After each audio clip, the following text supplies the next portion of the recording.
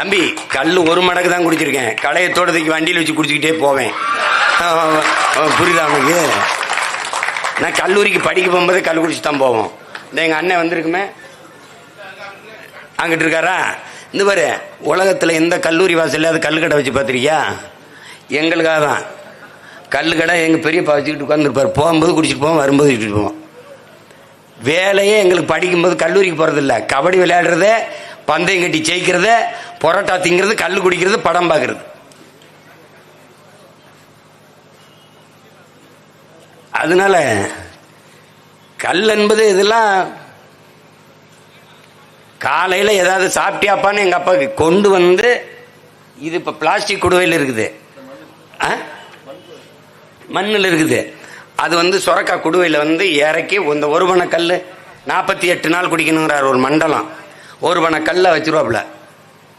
குடிச்சிட்டு அதுக்குன்னு கறி எல்லாம் ஆட்டுக்கறியை வாங்கி வதக்கி தின்னுட்டு போகும்போது உடம்புல ஒரு மினுமினுப்பு, ஒரு மதப்பெரும் பாருங்க. எவனாவது இப்படி பார்த்தா போதும், இவட ஏய் என்ன இல்லைண்ணே, என்ன இல்லைண்ணே, தெரியாம தெரிஞ்சுதான் பாரு. அவ்வளவு சேட்டை பண்ணவங்க நாங்க. அதுக்காக கல்லை குடிச்சா சேட்டை பண்ணணுமான்னு நினைச்சுக்க கூடாது, குடிக்கணும். இது எல்லோரும் நீங்கள் வர்ற வழியில் பார்க்கலாம். கருப்பட்டி காஃபி என்று போடுறான். கருப்பட்டி,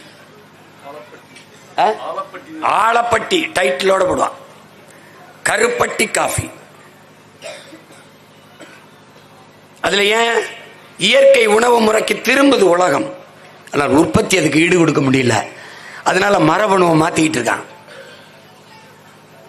1 கிலோ தக்காளி என்றால் ஒரு 10 பழம் இருக்கணும்னா ஒரே பழத்தை 1 கிலோ வாக்கிறது, அந்த முடிவுக்கு வந்துட்டான். இப்ப அது மாதிரி எல்லாம் இயற்கை உணவுக்கு திரும்புது. கடையில் போனா மரச்செக்கு என்ன இங்க விற்கப்படும்ன்றான். அப்ப இப்ப மாறுது. அது காரணம் யாரு? இந்த கும்பிட்டபடி நிக்கிறாரு பாருங்க, இந்த நிக்கிறாரு பாருங்க, புறங்கை கட்டி. அதுக்காரு இவங்களுடைய பிள்ளை அங்கே ஒருத்தர் நிக்கிறான் பாருங்க, இங்க உட்கார்ந்துருக்கான் பாருங்க, நாங்க தான். ஆனா கத்திக்கிட்டே இருந்து செத்து போறவன் மட்டும் நினைச்சிடாத நீ. என்ன ஒருத்தன் கேட்டான், என்ன சீமான் முதலமைச்சர் இருக்கா, கட்சி ஆரம்பிச்சிருக்கா? இல்ல இல்ல, முச்சந்தில் நின்று கத்திட்டு சாகிறதுக்கு தான் கட்சி ஆரம்பிச்சான். பிக்காலி பல வந்தவன் போனவன்ட்ட நாட்டை கொடுத்துட்டு 4-3 சீட்டை கட்டு முட்டிக்கால் போடுற ஈனப்பையன் நினைச்சிருக்க நீ என்னைய? ஏய் என்னை கேட்கிறான், சீமான் நீ தனிநாடு கேட்பிய?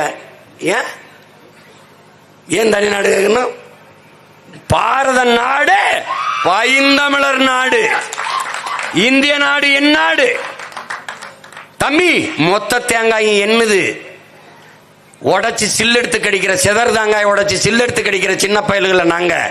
மொத்த நாடு என்னது? அது மாதிரி வேணது என்ன சொல்லுவான், இவன்லாம் முதலமைச்சர் ஆகிறது அப்படிதான் நினைச்சுக்கிட்டு தான்.